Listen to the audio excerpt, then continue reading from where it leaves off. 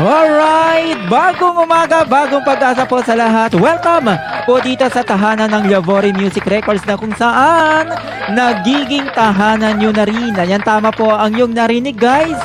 Tahanan nyo dahil mula Lunes hanggang Linggo ay talaga namang pinapapasok nyo po kami para magbigay po at maghatid ng inspirasyon, motibasyon at pag-asa. Bukod sa tuwa at saya at kulitan, nandyan kayo para ibigay ang inyong mga tiwala para sa amin. Kaya naman, araw-araw po namin ginagalingan ang bawat show namin dito sa Yavori Music Records. Gaya na lamang, syempre, ang nagbibigay na patuloy na nagbibigay ng inspirasyon sa ating mga puso, ang ating co-founder, Liam Pangilinan, of course.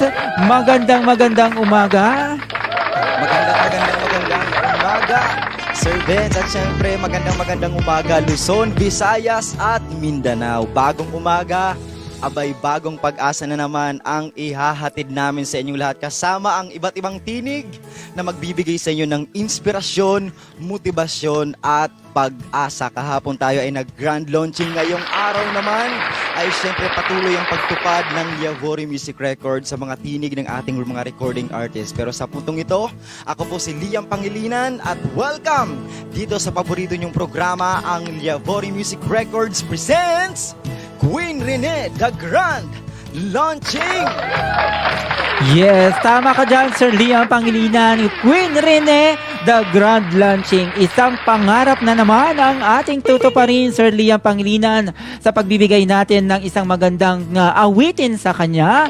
Ay sadya naman talagang binigyan niya ito ng hustisya. Kaya naman patuloy natin pinagkakatiwalaan ang kanyang tinig dahil marami siyang napapasaya dyan sa baba. Diba, Sir Liam? Tama ka dyan, Sir Benz. Tunay nga hiti mo ang Yavori Music Records pagdating sa pagtupad ng mga pangarap. At ngayong araw ay isa na namang tinig ang tutuparin ito. Kaya halina't subaybayan maya-maya ang ating programa hanggang sa matapos upang masilayan nyo ang isa na namang obra maestra ng ating award-winning composer na si Sir Benz Yavori.